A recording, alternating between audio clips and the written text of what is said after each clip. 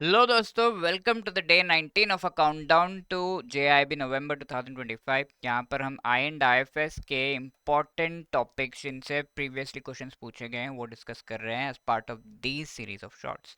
ठीक है, तो आज का हमारा टॉपिक है बैंकिंग रेगुलेशन एक्ट जो 1949 में आया था, कंप्लीटली इम्प्लीमेंट हुआ था इन इंडिया। अब इसके कुछ इंपॉर्टेंट सेक्शंस है जिनसे बार बार क्वेश्चंस आते हैं। सबसे पहला है सेक्शन 10 जहां पर दिया हुआ है it prohibits employment of managing agents. ठीक है, तो मैनेजिंग डायरेक्टर्स, एजेंट्स एक से ज़्यादा और किस तरीके से उनके रूल्स एंड रेगुलेशन से कंडीशन से इनसे related section 10 of the banking regulation act deal करता है। सेक्शन 20 में लोन्स एंड एडवांसेस जो बैंक्स एक्चुअली प्रोवाइड कर सकते हैं इससे रिलेटेड प्रोविजंस है।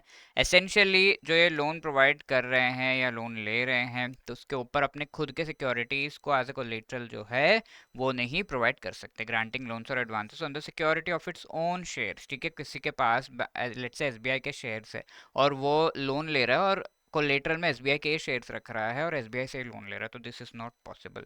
सेक्शन 22 में बहुत इंपॉर्टेंट है लाइसेंसिंग ऑफ बैंकिंग कंपनीज। ठीक है, बैंक्स के लाइसेंसिंग से रिलेटेड प्रोविजन है। सेक्शन 24 भी बहुत ज़्यादा इंपॉर्टेंट है, पक्का पक्का। Section 24 of banking regulation act and section 42 of RBI act, इनमें से कोई एक या दोनों ही कई बार एग्जाम में पूछ लिए जाते हैं।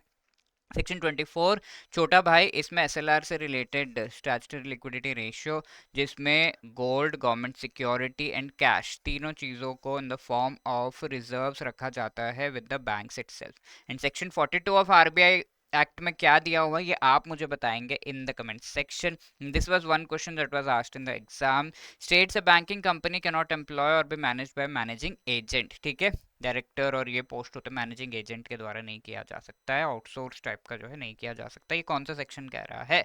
And apart from that this question was asked in the previous session. 14 banks को नेशनलाइज किया गया था 1969 में। What was the criteria? तो 50 करोड़ रुपीस का उनका जो है threshold limit on the deposit होना चाहिए। ओके।